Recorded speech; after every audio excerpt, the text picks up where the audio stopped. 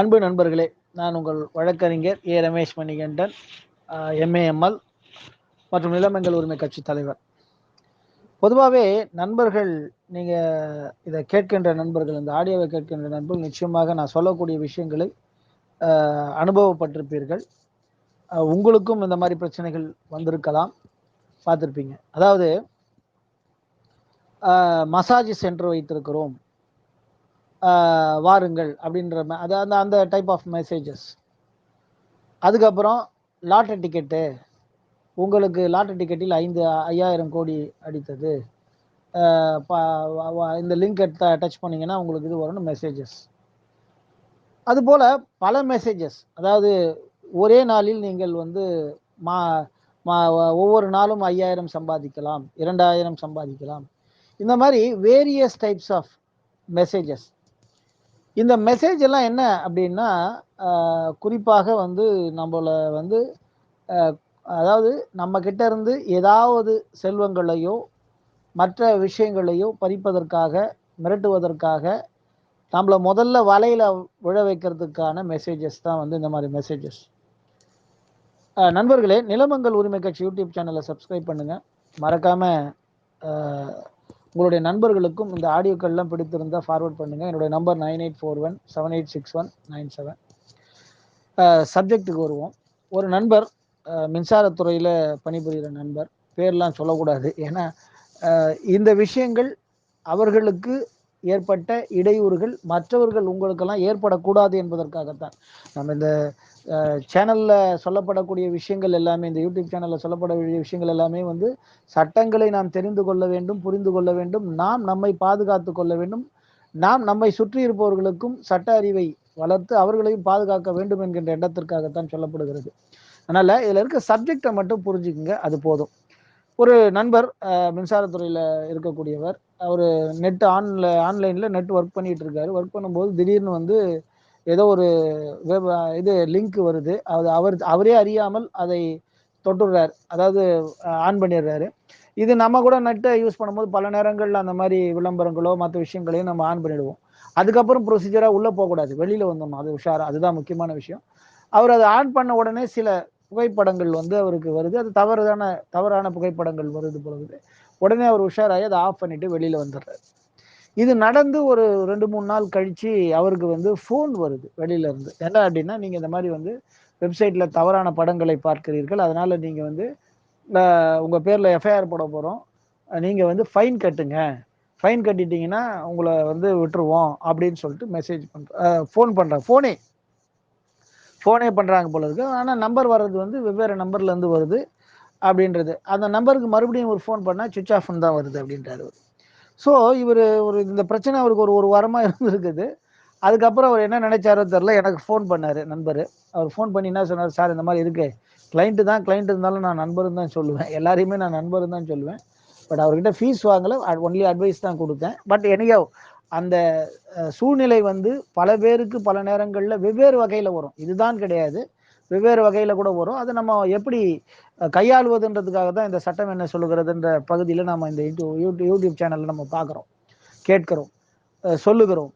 அப்போது அவர் வந்து எனக்கு ஃபோன் பண்ணுறாரு. ஃபோன் பண்ணி இந்த மாதிரி விஷயம்னு சொல்கிறாரு. அப்போ நான் தெளிவாக சொன்னேன், சார் நீங்கள் அதை பற்றி கவலையே படாதீங்க, இந்த மாதிரி மெசேஜஸ் உங்களுக்கு அனுப்புவாங்க, நீங்கள் பயம் இல்லாமல் அதை எதிர்கொண்டு நீங்கள் ஃபோன் எடுக்காதீங்க. அதை மேற்கொண்டு வேறு ஏதாவது நம்பரில் வந்து நீங்கள் எடுத்துட்டா கூட, இல்லைங்க நான் பக்கத்தில் இருக்க போலீஸ் ஸ்டேஷனில் நான் கம்ப்ளைண்ட் பண்ணியிருக்கேன், ஆட்டோமேட்டிக்காக உங்களை வந்து ட்ரேஸ் அவுட் பண்ணி பிடிச்சாங்கன்னா நான் கட்ட வேண்டியது இருக்கேன், நீங்கள் கட்ட வேண்டியது இருக்கிறத பேசிக்கலாம் அப்படின்னு சொல்லிட்டேன். அதே போல் அவருக்கு ஃபோன் வந்திருக்கு. ஃபோன் வரும்போது அவர் அதே மாதிரி சொல்லியிருக்காரு. அதுக்கப்புறம் அந்த பிரச்சனை முடிவுக்கு வந்தது. ரெண்டாவது அதுக்கப்புறம் ஃபோன் பண்ணல. இப்போது பிரச்சனை என்னென்னா, சில விஷயங்களை சொல்ல முடியாமல் சில நண்பர்கள் என்ன பண்ணுவாங்கன்னா, சரி ஒரு 2000 தானே அனுப்ப சொல்கிறாங்க, ஒரு 3000 தானே அனுப்ப சொல்கிறாங்கன்னு பயந்து அனுப்பிட்டீங்க அப்படின்னா, அதையே பிளாக்மெயில் மாதிரி திருப்பி அனுப்ப சொல்லுவானுங்க. இவங்களோட குற்றச்செயல் அந்த மாதிரி செய்யக்கூடிய சூழ்நிலை. அவன் எங்கே இருக்கிறான்னு யாருக்கும் தெரியாது. உங்கள் பக்கத்து வீட்டில் கூட இருக்கலாம், இல்லை வேறு நாட்டில் இருக்கலாம். இப்போ கூட ரீசெண்டாக இந்த மாதிரி சைபர் குற்றம் செய்வதற்காகவே நம்ம நாட்டிலேருந்து நிறைய ஆட்களை வெளியில் வேலைக்கு அமர்த்திய, வெளிநாடுகளில் வேலைக்கு அமர்த்தினவங்கள மீட்டார்கள் அப்படின்னு பேப்பரில் கூட நான் வந்து இது செய்தியெல்லாம் பார்த்தேன். ஏன்னா இங்கேருந்து கூட்டு போய் வெவ்வேறு நாடுகளில் கூட அந்த மாதிரி குற்றச்செயல்கள் இவங்களுக்கு தெரியாது, தெரியாமல் செய்கின்ற செயல்களான விஷயங்கள், இல்லை தெரிந்தே செய்ய குற்றச்செயலில் ஈடுபடுகின்ற விஷயங்களை கூட இது ஒரு பெரிய நெட்வொர்க் மாதிரியே செய்கிறாங்க. அதனால் கவனமாக இருக்கணும். இப்போ எனக்கு கூட நண்பர்கள் கோச்சிக்காதீங்க, எனக்கு கூட சிரிப்பு தான் வரும். டெய்லி எனக்கு இந்த ஒரு ஒரு சில பிரச்சனைகள்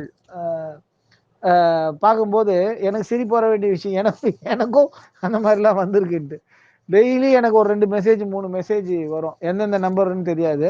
மசாஜ் கிளப்பில் குறைந்த விலையில் மசாஜ் செய்கிறோம் அப்படின்ட்டு. நான் என் ஒய்ஃப் கிட்ட கூட காமிச்சு சிரிப்பேன். பாருமா இது மாதிரிலாம் அனுப்புறானுங்க மெசேஜ்ன்னு சொல்லிட்டு. ஃபோன் பண்ணீங்கன்னா அது அந்த ஃபோன் வந்து ஒர்க் ஆகாது, சுவிட்ச் ஆஃப்ல இருக்கும். அது ஒரு கால் அவங்க டெஸ்ட் பண்றாங்களான்றது தெரியாது. டெஸ்ட் பண்ணிட்டு அத குற்றச்செயலுக்கான விஷயங்களுக்கு நம்மள பயன்படுத்துறதோ, மிரட்டுறதோ, பணம் பறித்தல் விஷயங்களோ, அதுக்கான விஷயங்கள் செய்றாங்களான்றது தெரியாது. பட் நான் ட்ரை பண்ணதில்ல. ஆனா பொதுவாக விஷயங்கள் என்னன்னா, அந்த மாரி மெசேஜ் வந்தா அதுக்கு நீங்க ரிப்ளைவே பண்ணக்கூடாது. அந்த மெசேஜ பிளாக் பண்ணணும் 1. தொடர்ந்து உங்களுக்கு வந்தது அப்படின்னா, நீங்க தாராளமா பக்கத்துல இருக்கக்கூடிய காவல் நிலையத்துல போய் கம்ப்ளைண்ட் பண்ணலாம். அல்லது உங்களுடைய பகுதியில இருக்கக்கூடிய சைபர் கிரைம்னு இருக்கும். ஒவ்வொரு மாவட்டத்திலயும் சைபர் கிரைம் இருக்கு. சென்னையிலயும் அதே மாரி இருக்கு. வெவ்வேறு மாவட்டங்கள்லயும் அந்தந்த சைபர் கிரைம் இருக்கு. அவங்க கிட்ட போயிட்டு ஒரு கம்ப்ளைண்ட் எழுதி குடுத்தீங்கன்னா, அவங்க ப்ரொசீட் பண்ணி அத அந்த சம்பந்தப்பட்ட குற்றச்செயல்களில் ஈடுபடுறவங்கள கேட்ச் பண்றதுக்கு யூஸா இருக்கும். ஸோ அது மாரி வேலைகளை செய்யணும். ஏன் இந்த பதிவ நான் சொல்லுகிறேன் என்றால், அதாவது அந்த நண்பர் பதட்டத்தோடு, பயத்தோடு என்கிட்ட பேசின அந்த விதம், நான் அதுக்கப்புறம் அவர தேத்துனேன். அவருக்கு ஆறுதல் சொன்னேன். பயப்படாதீங்க நாங்க இருக்கிறோங்க. ஏங்க அதுக்கு மேல ஏங்க பயப்படுறீங்க? அதுக்கு மேல எதனா பேசினா எங்க அண்ணன் வக்கீல் தான். அவருடைய நம்பர் தரேன். அவர்கிட்ட பேசிக்கன்னு என் நம்பரே குடுங்க நான் பேசிக்கிறேன்னு கூட சொன்னேன் அவர்கிட்ட. பட் அவரு போலீஸ் ஸ்டேஷன்ல கம்ப்ளைண்ட் குடுத்துட்டேன்னோனே 2வது அந்த கா ஃபோன் வரல அப்படின்றது சந்தோஷமான விஷயம் தான். பட் அவர் போய் ஸ்டேஷன்ல கம்ப்ளைண்ட் குடுக்கல. பிகாஸ் அவர் வந்து ஒரு அரசு அதிகாரின்றதுனால ஒரு பயம். பயம்னு கூட சொல்ல முடியாது. ஒரு ஒரு அச்சம். அது எந்த வகையான அச்சம்னு சொல்றது இல்ல. ஏன்னா ஒரு வேலை செய்றோம். அது அசிங்கமா நினைச்சிருவாங்களோ!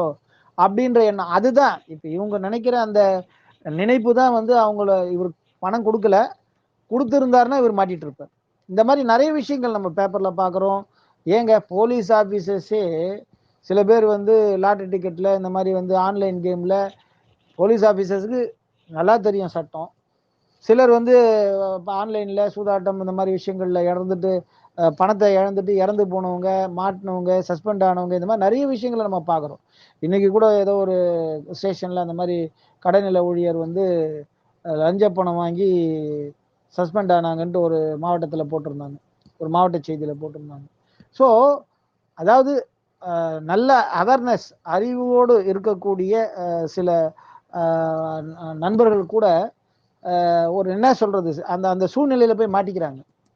ஸோ முதல்ல அதை கவனமா இருக்கணும். இப்போ நான் கூட வழக்கறிஞர், வக்கீல், என்கிட்ட கூட நிறைய பேர் வந்து சொல்லுவாங்க. நிறைய பேர் சொல்லியிருக்காங்க. என்ன அப்படின்னா, சார் நீங்கள் வாங்க சார், ஒரு லிட்டிகேஷன் ப்ராப்பர்ட்டி இருக்குது சார், நீங்கள் நம்ம ஒன்றும் இல்லை சார், நம்ம 1 லட்சம் 2 லட்சம் செலவு பண்ணோன்னா 5 கோடி சம்பாதிக்கலாம் சார், 10 கோடி சம்பாதிக்கலாம் சார்னு கூட சொல்லுவாங்க.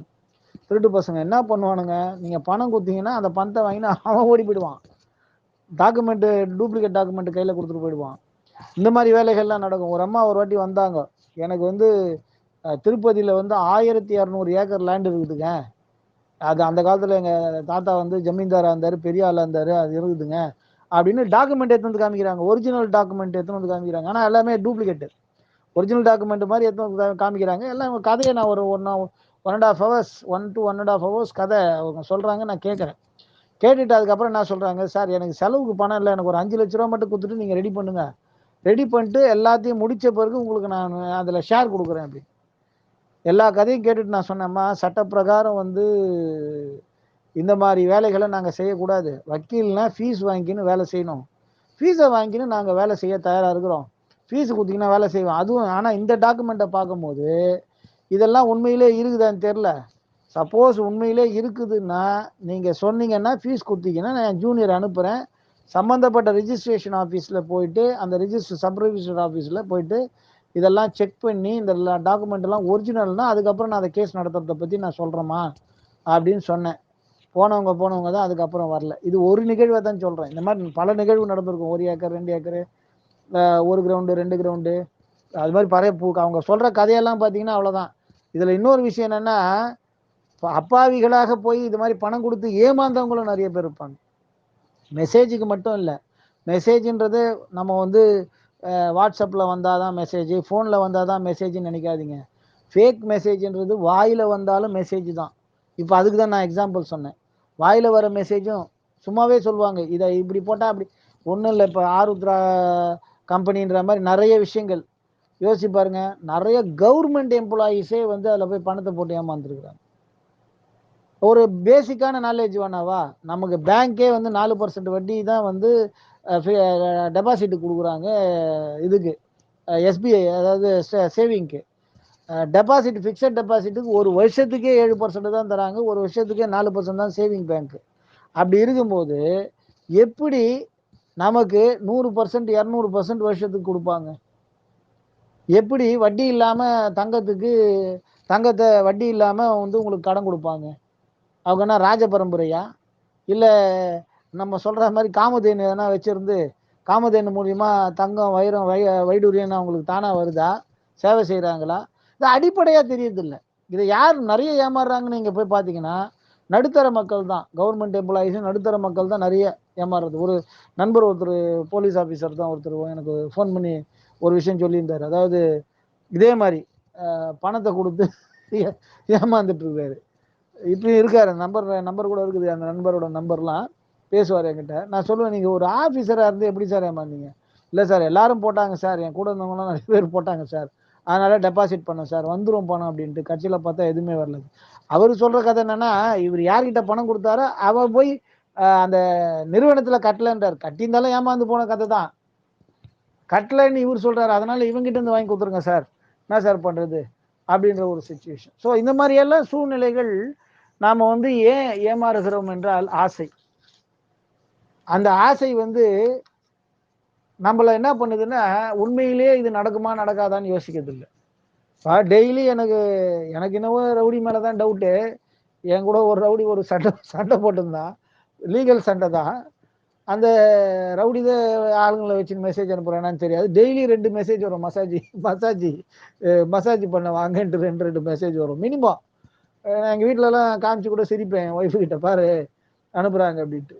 நம்ம வந்து எந்த காலத்துலையும் அந்த மாதிரி போனதில்லை. பட் அந்த சூழ்நிலை பார்க்கும்போது எனக்கு அவன் மேலே ஒரு டவுட்டு.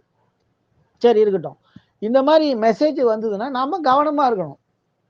ஆனால் அந்த கவனத்தை மீறி தொல்லையாக போகிறது அப்படின்ற ஒரு சூழ்நிலை வந்ததுன்னா நிச்சயமாக போய் கம்ப்ளைண்ட் பண்ணும். இப்போ நான் கூட ஒரு மெசேஜ் வரும்போது அதை ஒரு பொருட்படுத்தலை, நான் பிளாக் பண்ணேன்.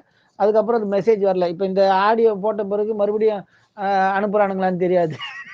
ஏன்னா அது மெசேஜ் அனுப்புறதை பற்றி நம்ம ஒன்றும் சொல்கிறதுக்கு இல்லை. ஆனால் ஒரு குறிப்பிட்ட மெசேஜுக்கு மேலே இப்போ 2 நாள் ஒன்று வருதுன்னா ரைட், அது நான் பார்க்கல, அது பெரிய விஷயம் இல்லை.